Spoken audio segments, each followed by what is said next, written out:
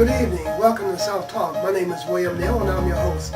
As always, I will attempt to demonstrate some rules in the form of short sentences, axioms, which when consistently applied will allow you to diminish your fear, your anger, to take control of panic attacks, anxiety attacks in an instant. With the realistic application of these techniques, you will be able to bring your external reality more in line with that internal image you have of yourself as a mature and intelligent individual. Alright, let's get into tonight's program. Our example tonight, this is the how-to program. What I teach here every week is a demonstration of cognitive behavioral techniques which when consistently applied will allow you to gain insight into the nature of your working up process and will allow you to diminish your distressing symptoms. This is a skill, so regular viewing of this program you can pick up the language and learn the rules and develop this skill. Controlling anger, controlling fear, diminishing tension and anxiety is a skill that can be learned. This is the how-to program. Our example tonight is from the Recovery International website where you can go and see examples such as the one I'm about to read. Tonight's example, the author is Penny. The subject is help. I have very angry feelings. And she says, I need help with this one. Step one, the situation. The background is this. My mother had a boyfriend for the last 13 years or so, and he and I and much of the rest of the family do not get along with him. He has had numerous heart attacks, but keeps going at the age of 85. Friday night, my mother, who is 83, had a stroke, and he was not there because he had a heart attack a few days previous and was in the hospital. Now he is out, and mostly he visits in the morning and I visit in the afternoon. My mother is not doing well. Alright, step two. So the situation where I began to work myself up today, and she's going to illustrate her symptoms, the tension, the stress, the anxiety that she may be feeling. So the situation where I began to work myself up today was that my brother and sister-in-law were coming in from Pennsylvania and were going to meet me at the hospital. I got there around 4 p.m. and saw that my mother's boyfriend was still there. It was then that I began to work myself up. Alright, now in step three, she'll list the symptoms and what axioms she recalled and what techniques she used to diminish those distressing symptoms. My symptoms were extreme tenseness, lowered feelings, feelings of rage, and a desire to lash out verbally, a sense of confusion, and I had a hard time staying still. I had racing thoughts of anger that my mother will die before him. While I feel like I have been waiting for him to die, and he was always the sick one, in and out of the hospital, and they just patch his heart up and send him back out. I have racing thoughts and feelings of rage at the thought that the one time he should have been there to help her, he was in the hospital. And that caused her stroke to be much worse. Anger at all of the mean and hurtful things he has done to me. And I have anger that he is in the way, ruining my time with my mother and brother. And I have anger in believing that he is making the situation worse. The racing thoughts continue, and I have not been able to sleep, and I am having trouble thinking about anything else. And it's interesting here that she says, and he is always the sick one, in and out of the hospital, and they just patch his heart up and let him back out. Amazing. Very angry feelings indeed. All right, we go on to step four, and in step four, we talk about the improvement. This is where we acknowledge the improvement that we made before having learned the method of cognitive behavioral modification for diminishing distressing symptoms. It is important to notice the improvement so that we do not discourage ourselves by fatalistic thinking in that we have not made any improvement. I must admit that I have not spotted, but I decided to come here and write an example and spot now. I spot that I can do something unemotional to balance myself. I spot, or I understand, I realize, I came to understand. All these highlight that we're shining a spotlight on those parts of our behavior, and as we do that and look at the realistic facts and tell ourselves, or ask ourselves rather, what can we do, what steps can we take, what axioms can we use, what is really going on, we become objective. And as we become objective, we use the logical portion of our brain, which is mutually exclusive of emotionality.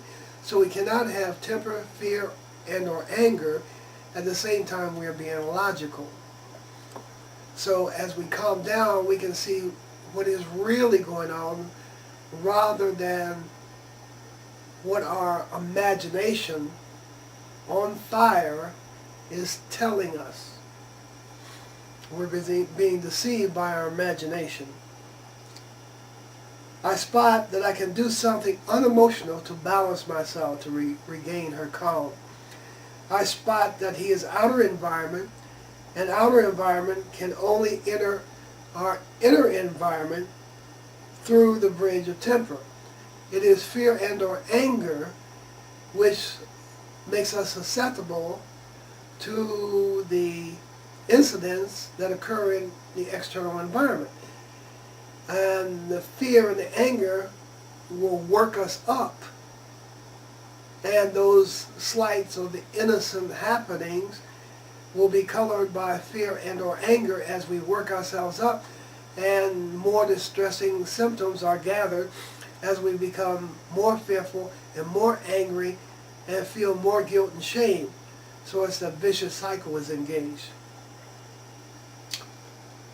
I spot this might be an average situation for many people who have family or people stuck in their lives that they do not like. And she's continuing to work herself up while she's trying to spot and see the improvement at this stage. I spot this might be an average situation. I spot to know is to know that you don't know. In any situation where we're trying to become logical and or objective, one of the things we need to focus on, what do we actually know rather than what we think is going on? What do we really know? What is the realistic facts? One of the facts is we don't know what the other people are thinking. We don't really know their motivation. We can only have some guess based on previous behavior, but what is going on at this moment? So the one thing we know is that we don't know unless we ask. So this has a calming effect. It reminds us that we are not mind readers, we're not engaged in magical thinking or having psychic power so we can read what is happening in the external environment. It reminds us that our feelings lie because our feelings are based on past behavior that we have experienced. And we may have been in traumatic situations, and I touched on this before, and the traumas that we have experienced in earlier life has colored our feelings. So we always think that our feelings are true and accurate when actually they are not. My spot to know is that you don't know. He may be going through a horrible time himself because of my mother's situation. Now she is becoming objective, and anger is, after all, an intellectual blindness to the other side of the story. So now she is seeing things from her mother's boyfriend's point of view. She's excusing him rather than continuing to blame and accuse him of being the source of all her problems. Continuing on, I excuse him rather than accuse him for the sake of my mental health. This doesn't mean that we agree or condone the behavior, but it does allow us to become objective and understand what is really going on. Rather than focusing on ourselves solely and only, we now, today has become group-minded. She's seeing things from the other person's point of view. So this allows her to calm down even further. My mental health is a business and not a game. So now she's spotting and taking her mental health under her control. She's managing it, working at it resolutely and determinedly. I will endorse myself for controlling my speech muscles and not yelling at him. And we endorse ourselves for the effort. We make the effort, even if we fail, if we made the effort, we still endorse the effort in order to build our self-respect and to interrupt the vicious cycle of blaming, feeling guilt, or fear or anger, and blaming or accusing ourselves even more. I will endorse myself for controlling my speech muscles and not yelling at him. I will plan, decide, and act to call him tomorrow and suggest that we go at different times to the hospital. I endorse myself for writing this example. Good move. One instance of inner endorsement, self-endorsement that is worth more than 1,000 endorsements from the external environment. Good, very good spot. We can't expect to feel comfortable in an uncomfortable situation. Oftentimes we add to the working up process for blaming ourselves for feeling uncomfortable in a situation where anyone would feel uncomfortable. So again, that's imagination on fire. We're not looking at it realistically. We're blaming and accusing ourselves for not being comfortable. Oh, why do I always fall apart? Why, other people wouldn't be afraid in this situation. I'm not up to par. I'm not up to average. When in the realistic view of things this is an uncomfortable situation, and most people would be uncomfortable in this situation. So we take the total view. That's the total view. A partial view is just a narrow edge, focusing only on the negative, whereas the general view is human frailties. To err is human. I'm a human. I have erred. It's no big deal. And we shouldn't fear mistakes anyway, because mistakes are a healthy and wholesome part of life. Why? Because we find correct behavior in eliminating mistakes. As we make mistakes, we say, well, that doesn't work. That's not appropriate. And correction of errors gives us pragmatic or practical experience in life. So mistakes are not to be feared. It increases tension, perpetuates and exacerbates whatever distressing symptoms we have attached to making errors.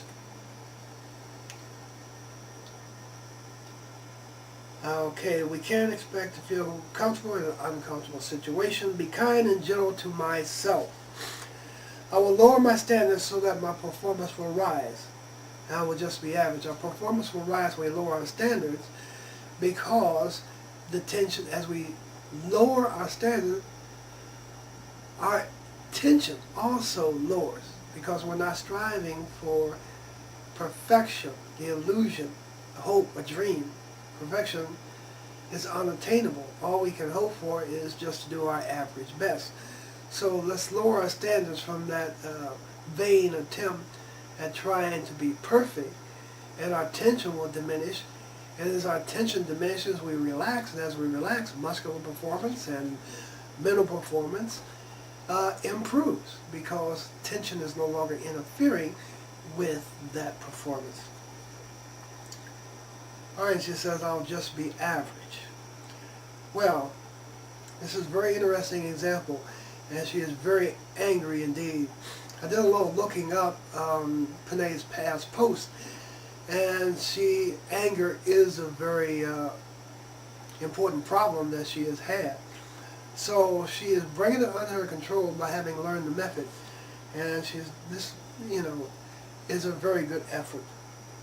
And she says here, before recovery, I used to fly off the handle all the time and make scenes a lot. I have even gotten violent before learning the recovery method. Now, even though I have been working it up all day, I finally realized that I needed to work it down, which is real progress for me. Previous to learning the method, that never would have occurred to her. And if I have time, we'll read a little bit about what Dr. Lowe has to say about this example. Very angry feelings. Anger, in psychological circles, anger is serving a purpose. In this situation, Panay is fearful that she'll lose her mother. And so, to get out of that fear, intuitively, people will become angry. So she is focusing on the boyfriend as a way of denying or avoiding the fearful aspects of the situation. I spot here improvement over former days. Panay is using recovery tools such as objectivity to terminate panic. I spot racing thoughts and some confusion at the situation. Panay is choosing to work the situation down by using the recovery method, e.g., doing something cool, chilly, and unemotional. And the method calls for us to do something when we're involved in emotion, either fear or anger. Do something that's wholly unemotional. Watch TV, go for a walk. Do some puzzles. Anything that has no emotion attached to it as a matter of calming down to diminish the symptoms that we're experiencing. I spot that Panay is being group-minded about the situation and planning, deciding on acting on when to visit. And this is a very good spot. She was being group-minded only when she began to use the method and look at things take consideration and look at things from the other point of view of the people involved in the situation, from her mother's boyfriend's point of view. Prior to that point, she was solely and only being individualistic, self-centered, egotistical, only concerned about herself and her feelings and her likes and dislikes, and not being considerate of her mother or her mother's boyfriend. He has a right to visit, so forth, etc., etc. They have a right to be in a relationship. There may be some anger there. We don't know where the father is in this example. We also spot we can't change the past, and endorse. I spot, Kathleen checks in, I spot that our example giver was already predisposed to have temper about the mother's boyfriend. I also spot that the mother's hospitalization was a startle. I spot much angry and fearful tempers. Dr. Lowe tells us that temper blocks out reason, insight, and objectivity, extreme emotion. Yes, absolutely. Our example giver is realizing that she has choices. She is using her will to say yes or no. And the will has an affirming or denying effect. It evaluates situations, so yes, this is harmful, or no, this is not harmful. Or yes, this is acceptable, or no, this is not acceptable. Or no, this is harmless. It's not even a remote possibility that is harmful in any way. So the will is overridden by extreme emotion, temper, or fear. Once we began to calm down and become objective, then the will can take its rightful place in evaluating situations in a realistic manner. This is why we strive to be a realist first, as the initial step in calming down.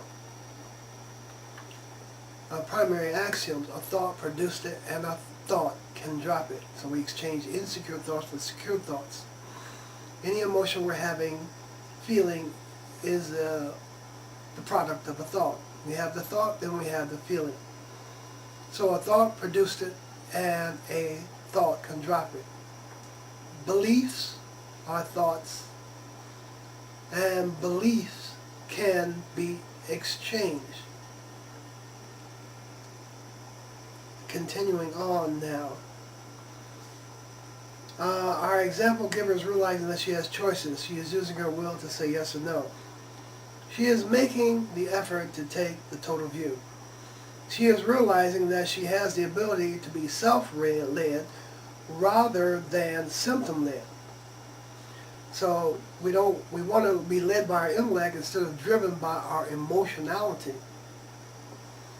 I spot lots of self-pride in doing so, which offers greater self-respect. And the more we increase our measure of self-respect, the less that we will have to engage in anger to escape feelings of helplessness and hopelessness. See, intuitively, a lot of people learn that the quickest way to avoid negative feelings, fearful feelings, feelings of hopelessness, feelings of helplessness, is to become righteously indignant. So if I'm expressing or experiencing a symptom I find distasteful or makes me feel helpless and hopeless rather, well, the quickest way to get out of that is become angry. So I can become angry about something immediately. So this is why a lot of people engage in anger repeatedly.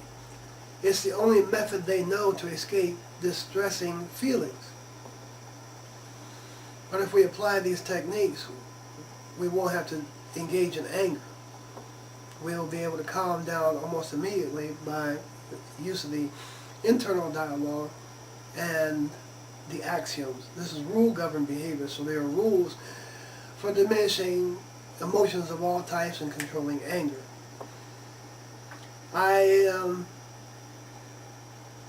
I spot group blindnesses in the effort to control impulses. Yes, control my impulses and take the other people into consideration instead of releasing my anger just because I feel it.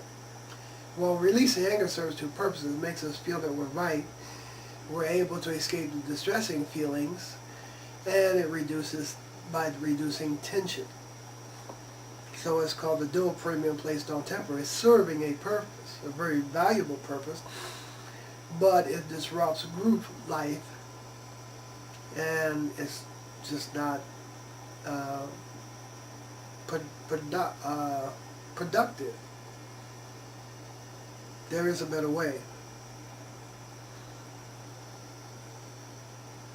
So I spot the willingness to take the attention off herself and place it on the needs of her mother and the man that has been in her mother's life for the past 13 years or so. Dr. Lowe told us to drop all judgments, if only for the sake of our good mental health, because most of our judgments are accusatory, negative. So if we drop the judgment, then part of the blaming process, or the working out process, will not be engaged in, and we'll start to calm down almost immediately.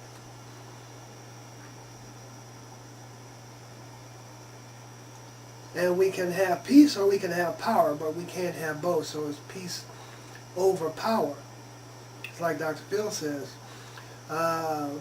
do you want to be in control, or do you want to be happy? Do you want peace, or do you want power? Well, if you have power, you won't be happy, because power in and of itself gives up nothing and doesn't take anyone else into consideration, typically. Endorse for each effort regardless of the outcome. It replaces much of the self-confidence and self-respect the illness has taken away. So endorse, endorse, endorse. Dr. Lowe tells us it's not how we feel, it's how we function that counts, and we can function in spite of the way we are feeling. And we don't have to act the way we feel, and we can wear the mask We don't have to show people how we're feeling internally. We don't have to strive to be the center of attention or to try to get sympathy from people, because subconsciously, if we engage in this activity, we're telling ourselves that we're helpless and there's nothing we can do. We're also justifying our right to engage in the distressing emotions that are part of the working up process, such as fear and anger and complaining, the complaining habit. The more we complain, the more we continue to work ourselves up. We can take things in part acts and endorse for each part act. We have the ability to place the needs of others before our wants. And a word about wants. We have needs and wants. Example is, we need food, we might want to spice it up, we don't need to spice it up because spices are a want and not a need. Humor is our best friend, temper is our worst enemy. Does any part of the example lend itself to humor? This is Thursday 49. She continues, the writer may choose to use discursive thinking to excuse rather than accuse the mother's boyfriend being in the hospital with a heart attack himself. Now, this is where fear and or anger blocks reasoning. It is not logical to blame the boyfriend for being in the hospital when he had a heart attack. That's insanity. But this is the kind of thinking we engage in when we're in the working up process and we are releasing fear and or anger, especially anger, in a vain attempt to escape the fearful feelings that we are feeling. When we're endorsing ourselves, we can't be blaming ourselves or blame the outer environment, the mother's boyfriend.